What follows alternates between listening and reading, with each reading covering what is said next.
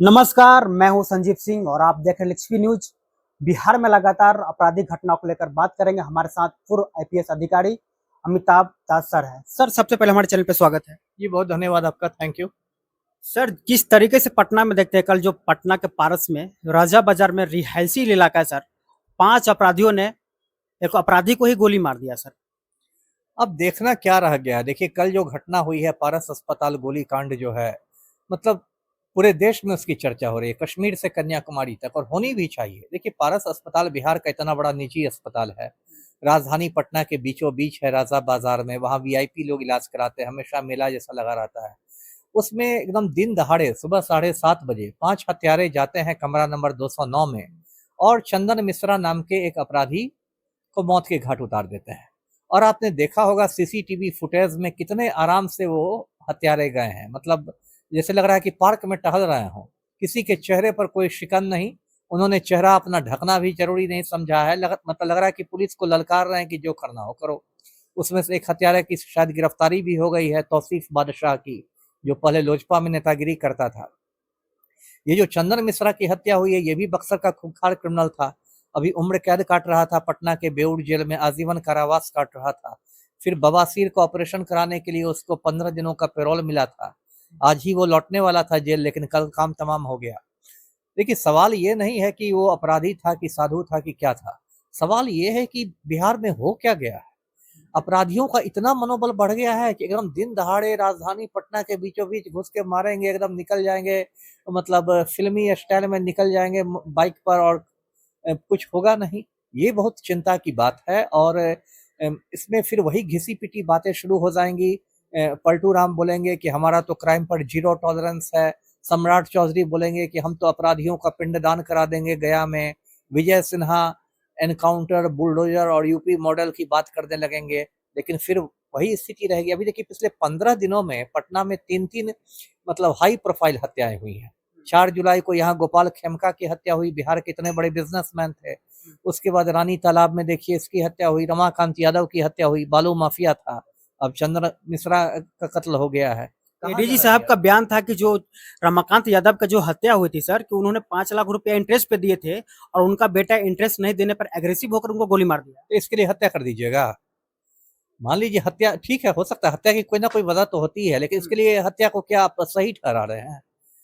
ऐसा तो नहीं हो सकता है ना। मान लीजिए किसी ने गड़बड़ की, तो आप उसके लिए थाना में शिकायत कीजिए, अदालत में जाइए, किसी को ठोक दीजिएगा। ये तो बिल्कुल अराजक स्थिति हो जाएगी। तो हर आदमी हर को ठोकने लगेगा, हर को किसी ना किसी से शिकायत है। ये तो कोई बात नहीं हुई ना। जी। क्या कहिएगा सर, जो आईपीएस की धारा बदलकर भारतीय न्याय संहिता बदल दिया गया है, लेकिन जो जनता की जीवन धारा में कितना परिवर्तन हुआ है सर? जनता की जीवन धारा तो जो जो त्यों है। जनता तो क्या करेगी, और इसके लिए जनता खुद भी तो जिम्मेदार है। देखिए, बिहार की जो ये दुर्गति हो गई है, तो इसके लिए कोई मंगल ग्रह से नहीं प्राणी आए हैं बिहार को बर्बाद करने के लिए। जनता जिम्मेदार है। जब चुनाव में जनता को चुनना होता है, एमपी या एमएलए, तो बिहार की जनता होती है जाति और धर्म के नाम पर वोट देने लगती है। मैंने पढ़े लिखे भूमिहारों को देखा है अनंत सिंह की दलाली करते हुए। पढ़े लिखे राजपूतों को देखा है आनंद मोहन की दलाली करते हुए। पढ़े लिखे मुसलमानों को देखा है शहाबुद्दीन की दलाली करते हुए, है ना। और जब क्राइम बढ़ेगा तो सब बैठ के नेहरू जी को क्रिटिसाइज करेंगे।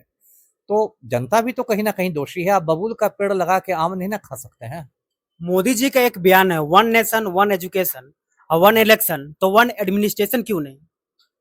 वन एडमिनिस्ट्रेशन क्या होता है? वन एडमिनिस्ट्रेशन तो है ही, है ना। ऐसे मोदी जी को तो देख के मुझे लगता है वन नेशन वन प्रॉब्लम, है ना। वो खुद पूरे देश के लिए एक समस्या बने हुए हैं। मैं इसके लिए इसकी जिक्र किया हूँ कि सर, अभी वैशाली जिला का गरोल थाना और भगवानपुर थाना, एक लड़की की हत्या हो गई सर, और दोनों थाना आपस में लड़ते रह गए, लेकिन त्वरित कार्रवाई नहीं हुई सर। नहीं नहीं, ये तो बहुत दुर्भाग्यपूर्ण बात है। इसमें तो दोनों थाना प्रभारियों की गलती। लड़ने की क्या बात है?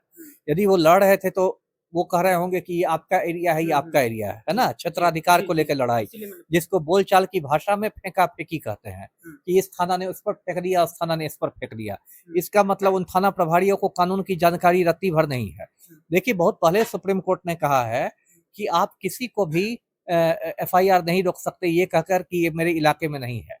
और उसमें मैं आपको बताता हूं, दर्शकों को भी बताता हूं क्या प्रावधान है। मान लीजिए हमारे थाना में कोई ऐसा मामला आया जो मेरे थाना से संबंधित नहीं है, तो मुझे क्या करना है? मुझे 0 नंबर का एफआईआर करना है, 0 नंबर का। और फिर उस एफआईआर को संबंधित थाने में भेज देना, है ना। ये कायदा है और ये कायदा बहुत साल पहले सुप्रीम कोर्ट ने निर्धारित किया हुआ है। लेकिन एक तो यहाँ पर लोगों को जानकारी नहीं है, दूसरी बात जानकारी है भी तो लोग थानों में इतना भ्रष्टाचार है कि लोग बिना पैसा लिए कोई एफआईआर करना नहीं चाहता है। जब तक मुंशी जी को और दरोगा जी को आप पैसा नहीं दीजिएगा एफआईआर करेंगे ही नहीं। तो ये भ्रष्टाचार और अज्ञानता की वजह से ऐसी स्थिति आती है। जो आपने बात की वैशाली की, जिसमें एक बहुत लोमहर्षक कांड हुआ है, एक लड़की के साथ रेप करके उसको फिर मतलब दफना दिया गया था और 1.5 महीने से मतलब उसका परिजन दर दर भटक रहे थे। तो ये उसी में का मामला है जी। तो ये थे हमारे साथ पूर्व आईपीएस अधिकारी अमिताभ दास सर जी, जिन्होंने लगातार जीरो टॉलरेंस पर बात की और बिहार में आपराधिक घटना पिछले जो 18 दिन में 40 से अधिक हत्याएं उन पे बात की थी। और हमारे चैनल पे जुड़ने के लिए बहुत बहुत धन्यवाद।